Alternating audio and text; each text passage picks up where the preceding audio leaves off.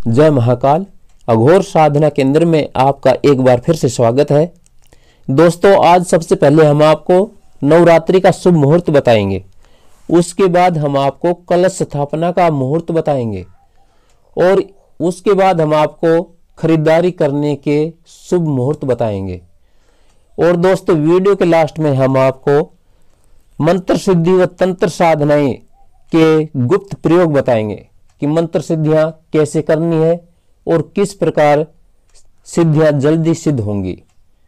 तो दोस्तों, सबसे पहले हम बात करते हैं चैत्र नवरात्रि पर। दोस्तों, चैत्र नवरात्रि 22 मार्च से शुरू हो रही है और ये सभी साधकों के लिए सौभाग्य की बात है कि इस बार शुभ योग का दुर्लभ संयोग बन रहा है और ये शुभ मुहूर्त खरीदारी के लिए भी उत्तम समय है। दोस्तों, इस बार 22 मार्च से चैत्र नवरात्रि की शुरुआत होने जा रही है, जिसमें मां दुर्गा के 9 रूपों की पूजा की जाती है। मां दुर्गा को हमारे शास्त्रों में आदि शक्ति कहा गया है। इस बार चैत्र नवरात्रि पर मां दुर्गा का आगमन नौका पर हो रहा है, जिसे सुख समृद्धि का कारक माना जाता है। मां दुर्गा का नौका पर सवार होकर आना खुशहाली लाता है और साधक की सभी मनोकामनाएं पूरी करता है। इसलिए आपको नवरात्रि में साधनाएं जरूर करनी है, क्योंकि इसी जो शुभ संयोग बन रहा है मुहूर्तों का, इसी से ही साधना में सफलता के चांस 99% और 100% से ज्यादा तक बढ़ जाते हैं। दोस्तों, इस बार नवरात्रों में 110 साल बाद ऐसा शुभ योग बन रहा है। इस बार नवरात्रों में शुभ योगों का दुर्लभ संयोग बन रहा है। इन शुभ योगों के चलते मां शक्ति की आराधना का यह पर्व और भी ज्यादा खास हो गया है। नवरात्रि के दौरान शनि और गुरु अपनी स्वराशि में रहेंगे और इसके अलावा 4 महत्वपूर्ण ग्रह गोचर और भी होंगे और नवरात्रि पूरे 9 दिन की होगी। नवरात्रि का पूरे 9 दिन का होना बहुत शुभ माना जाता है। 22 मार्च बुधवार को सूर्योदय के साथ ही नवरात्रों का शुभारंभ हो जाएगा। दोस्तों, नौका पर सवार मां का आना सर्व सिद्धिदायक होता है। हमारे शास्त्रों में माता रानी के वाहन को शुभ अशुभ फल का सूचक माना गया है। इसका प्रकृति से लेकर मानव जीवन पर बहुत प्रभाव पड़ता है, इसलिए माता रानी के वाहन को महत्वपूर्ण माना जाता है। ज्योतिष के अनुसार माता रानी इस बार नौका पर सवार होकर आएगी। मां दुर्गा जब नाव पर आती है तो यह अच्छी बारिश और अच्छी फसल का संकेत होता है। नौका वाहन पर मां दुर्गा के आगमन का अर्थ है कि माता रानी से वह सब कुछ प्राप्त होगा जो आपको चाहिए। अर्थात आप यूं समझिए कि माता का नौका पर आना सर्व सिद्धिदायक होता है। अब हम आपको कलश स्थापना का शुभ मुहूर्त बताते हैं। दोस्तों, नवरात्रि में कलश स्थापना का बहुत बड़ा महत्वपूर्ण स्थान होता है। आप यूं कहें कि नवरात्रि की शुरुआत कलश स्थापना से ही की जाती है। हमारे शास्त्र में ब्रह्म मुहूर्त को देवी देवताओं की आराधना के लिए सबसे उत्तम समय समझा गया है। इसलिए सुबह 6:25 से 7:41 तक का समय कलश स्थापना का सबसे उत्तम समय रहेगा।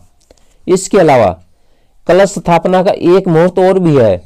जो साधक सुबह कलश स्थापना नहीं कर पा रहे हो, वे साधक 22 मार्च को सुबह 7:59 से 9:31 तक भी कलश स्थापना कर सकते हैं। कलश स्थापना में वेदी बनाने के लिए काली अथवा बालू मिट्टी से वेदी बनाने का विधान है। मिट्टी से वेदी बनाने के बाद उसमें जौ बो दीजिए। दोस्तों, सभी धान्यों में गेहूं, चना, चावल, बाजरा जितने भी धान्य हैं उनमें जौ श्रेष्ठ बताए गए हैं, इसलिए वेदी में जो ज्वारे बोए जाते हैं। अब मिट्टी का कलश वेदी पर स्थापित करके कलश के ऊपर नारियल रख दीजिए। ग्रामीण इलाकों में तो मिट्टी का कलश सहज ही मिल जाता है। यदि आप शहरी इलाकों में रह रहे हैं और मिट्टी का कलश उपलब्ध नहीं हो पा रहा है, तो आप तांबे का छोटा कलश भी रख सकते हैं और फिर उस पर नारियल रख दीजिए। नारियल को मौली बांध दिए, जिसे रक्षा सूत्र भी बोलते हैं। कलश को मौली यानी रक्षा सूत्र बांध दिए। कलश को तिलक करें और नारियल का भी तिलक करें। नारियल को 100 मीटर लाल कपड़े के साथ रखें और आप चाहे तो माता की चुनरी व माता के श्रृंगार का सामान भी रख सकते हैं। सबसे पहले आपको गणेश पूजन करना चाहिए, उसके बाद गुरु पूजन कीजिए, फिर अपने इष्ट देवता का पूजन कीजिए और इसके बाद वरुण देवता का पूजन कीजिए। इतना करने के बाद फिर आपको हाथ में जल लेकर के संकल्प करना है। यदि आप दुर्गा सप्तशती का पाठ कर रहे हैं तो आप दुर्गा सप्तशती का संकल्प लीजिए। अगर आप सिद्ध कुंजी का स्तोत्र को सिद्ध करना चाहते हैं या फिर आपको दुर्गा कवच को सिद्ध करना है तो आप दुर्गा कवच की सिद्धि का संकल्प लीजिए। यदि आपको किसी शक्ति की साधना करनी है, यक्षिणी अप्सरा करण पिशाचनी को सिद्ध करना है तो फिर आपको कलश स्थापना की कोई आवश्यकता नहीं है, आपको फिर जोत जवारे की भी आवश्यकता नहीं है। यदि आप इन शक्तियों की सिद्धि करना चाहते हैं तो रात्रि को कीजिए, रात्रि का समय बेस्ट है। और हाँ, साधना निश्चित समय पर ही कीजिए। ये आपको कोई नहीं बताएगा कि साधना कभी आप 9 बजे शुरू करते हैं, कभी 9:30 शुरू करते हैं, कभी 8:30 शुरू करते हैं और फिर कहते हैं कि गुरुजी साधना सिद्ध नहीं हुई। तो फिर आपने विधि विधान का तो पूरी तरह से पालन नहीं किया। दोस्तों, तंत्र की यही खासियत है कि तंत्र किसे कहते हैं कि जिसमें पूरी विधि विधान का और तंत्र की क्रियाओं का ध्यान रखा जाए, कि तंत्र में क्रियाएं बहुत महत्वपूर्ण है। यदि आप अपने समय का ही ध्यान नहीं रखेंगे, निश्चित समय पर साधना ही नहीं करेंगे तो फिर वो तंत्र कहाँ हुआ? फिर तो आपको यूं तो कभी सिद्धियां नहीं मिलेगी। इसलिए ये आपको कोई नहीं बताने वाला कि आप साधनाएं में निश्चित समय पर साधना कीजिए। फर्स्ट दिन जब आप साधना में बैठते हैं तो साधना का समय नोट कर लीजिए और प्रतिदिन उसी समय पर आपको साधना शुरू करनी है। और दोस्तों, इसके बाद आपने जितनी माला का संकल्प लिया है उतनी माला का जाप तो आपको करना ही होगा, उससे कम तो आप कर नहीं सकते। और पहले तो आप काउंटिंग कीजिए कि आपने संकल्प लिया है 31 माला का, तो आप 31 माला तक काउंटिंग कीजिए और जब आपकी 31 माला पूरी हो जाए तो फिर आप माला गिनना बंद कर दीजिए और अखंड जाप करते रहिए जब तक आप थक ना जाए, पूरी तरह से थक ना जाए तब तक आप अखंड माला जाप करते रहिए। मतलब आपको काउंटिंग तो उतनी माला की करनी है जितनी आपने संकल्प लिया है, उससे कम तो आपको बिल्कुल भी नहीं करनी है। और उसके बाद फिर मतलब माला गिनना बंद कर दीजिए, निरंतर जाप करते रहिए और उसे कहते हैं अखंड जाप। और दोस्तों, जाप लयबद्ध तरीके से कीजिए। आप ऐसे नहीं कि ऐसे माला फेरते जा रहे हैं और बस मंत्र ध्यान और कहीं जा रहा है, सोच को छोड़ रहे हो और ऐसे मतलब टाइम वेस्ट कर रहे हो, ऐसे नहीं। एक लयबद्ध तरीके से जाप होना चाहिए ताकि जाप की ध्वनि का ऊर्जा प्रवाहित होने लगे। और जब आप लयबद्ध तरीके से जाप करेंगे तो जाप की एक तीव्र गति से ऊर्जा प्रवाहित होने लगेगी और वही ऊर्जा उस शक्ति को खींच करके अपनी ओर लाती है, जिससे साधना सिद्ध होती है। इसलिए जाप आप लयबद्ध तरीके से कीजिए। और सबसे महत्वपूर्ण, सुरक्षा घेरा। दोस्तों, सुरक्षा घेरा उसे लगी है कि कई साधकों की कॉल आते हैं कि गुरुजी एक शक्ति साधना में आती है, एक काली आकृति आई और वो हमारे जाप का फल चुरा लेगी। तो दोस्तों, आप सुरक्षा घेरा तो लगाते नहीं है, फिर कहते हैं कि हमारी साधना सिद्ध नहीं हुई, कोई शक्ति आई हमारे जाप का फल चुरा लेगी।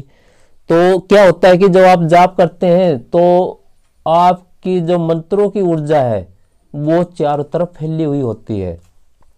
और जब आप सुरक्षा घेरा नहीं लगाते तो उस स्थान पर निवास करने वाली वो अतृप्त आत्माएं आपके जाप का फल चुरा ले जाती है। और दोस्तों, ये आप ध्यान रखें कि इस पूरी धरती पर हर स्थान पर कोई ना कोई अतृप्त आत्माएं अवश्य निवास करती है। ऐसा कोई भी स्थान नहीं है इस धरती पर जिस स्थान पर कोई अतृप्त आत्माएं नहीं रहती हो। इसलिए यदि आप सुरक्षा घेरा नहीं लगाएंगे तो उस स्थान पर निवास करने वाली वो अतृप्त आत्माएं आपकी मंत्र की ऊर्जा को चुरा ले जाएगी। और दोस्तों, वो ऐसा इसलिए करती है मुक्ति के लिए, उसे मुक्ति चाहिए, इसलिए वो आपके जाप का फल चुरा करके अपनी मुक्ति के लिए इस दुनिया से मुक्त हो जाती है। इसलिए सुरक्षा घेरा से लगी है। आप इसका ध्यान रखिए, सुरक्षा घेरा के बिना साधना ना कीजिए। और यदि आप उग्र साधना कर रहे हैं तो सुरक्षा घेरा बहुत महत्वपूर्ण हो जाता है उग्र साधनाओं में। तो दोस्तों, और नेक्स्ट जो इंपॉर्टेंट पॉइंट है उसका ध्यान रखिए, वो है कि साधना के बाद शीघ्र आसन ना छोड़े। और आपको मेडिटेशन करना है साधना के बाद। आप क्या करते हैं कि साधना जैसे पूरी हुई, आसन सुरक्षा घेरे से बाहर निकल आए और आसन को छोड़ दिया, ऐसा आपको बिल्कुल नहीं करना है। क्योंकि जब आपकी साधनाएं पूरी होती है तो आपके चारों तरफ मंत्र की ऊर्जाएं मतलब फैली हुई होती है, तो उसको आपको सुरक्षित संचित करना है। उसके लिए आपको क्या करना है कि साधनाओं में जैसे आपकी साधना पूरी हुई तो आप शरीर को एकाग्रचित करके शांत अवस्था में बैठ जाइए और मेडिटेशन कीजिए। क्योंकि जब आपका शरीर शांत हो जाएगा धीरे धीरे और आप मेडिटेशन करेंगे, ध्यान केंद्रित करेंगे, तो जो मंत्र की ऊर्जा आपके चारों तरफ प्रवाहित हो रही है वो ऊर्जा आपका शरीर सोख लेगा। इसका ध्यान रखिए आप। इसलिए आसन को तुरंत ना छोड़े।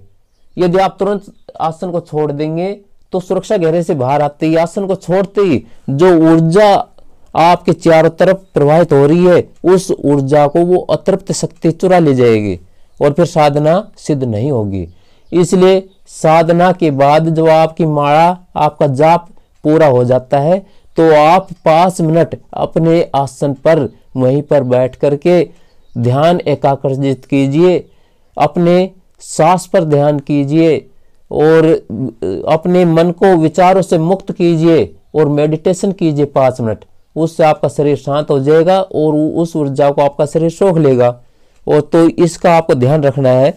और फिर देखना साधना सिद्ध कैसे नहीं होगी। 100% में दाव के साथ कहता हूं कि साधना सिद्ध होगी होगी। ये नवरात्र तो शुभ मुहूर्तों का भंडार है, इसे आप याद रखिए, इसलिए इसे व्यर्थ ना गवाएं। और दोस्तों, यदि आप खरीदारी करना चाहते हैं, वाहन, संपत्ति, आभूषण, कपड़े, बर्तन और इलेक्ट्रॉनिक चीजों की खरीदारी करना चाहते हैं तो मैं आपको कब कब विशेष मुहूर्त के संयोग बन रहे हैं वो बताता हूं। दोस्तों, वैसे तो नवरात्रि में तिथि, वार और नक्षत्रों के संयोग से लगभग हर दिन खरीदारी के लिए शुभ मुहूर्त बन रहा है, पर कुछ विशेष शुभ मुहूर्त भी बन रहे हैं। मैं उन्हीं शुभ मुहूर्तों के बारे में आपको बताता हूं। 23 मार्च, 24 मार्च, 27 मार्च और 30 मार्च को स्वार्थ सिद्धि योग बन रहा है। आप इन तारीख को स्वार्थ सिद्धि योग में खरीदारी कर सकते हैं। इन मुहूर्तों के अलावा 24 मार्च, 25 मार्च, 26 मार्च, 27 मार्च, 29 मार्च और 30 मार्च को रवि योग बन रहा है।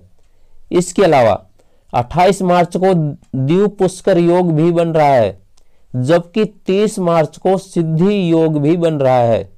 दोस्तों, इस प्रकार के मुहूर्त में वाहन, संपत्ति, आभूषण, कपड़े, बर्तन और इलेक्ट्रॉनिक चीजों की खरीदारी करना श्रेष्ठ माना गया है।